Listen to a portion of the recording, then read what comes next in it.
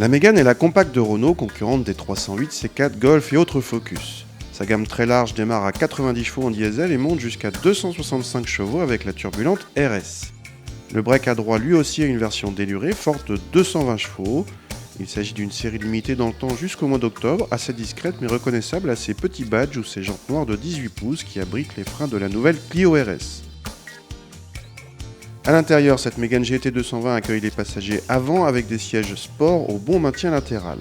La personnalisation, assez limitée par rapport à la Mégane classique, offre un levier de vitesse spécifique et plutôt agréable à la prise en main, un sigle Renault Sport, des compteurs repris de la RS et une plaque de numérotation. Nous avions droit à la numéro 1, Collector.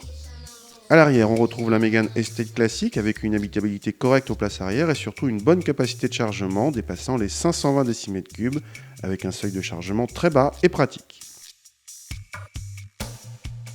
Les 220 chevaux sont tirés du même 2 litres turbo que celui de la Mégane RS. Alors que la RS passe de 0 à 100 en 6 secondes, il faut à ce break 7 secondes 6 pour le même exercice, un chrono qui reste sportif, de même que les sensations.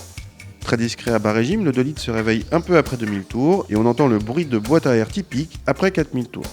Le train avant accuse pas mal de remontées de coupe mais la motricité reste suffisante.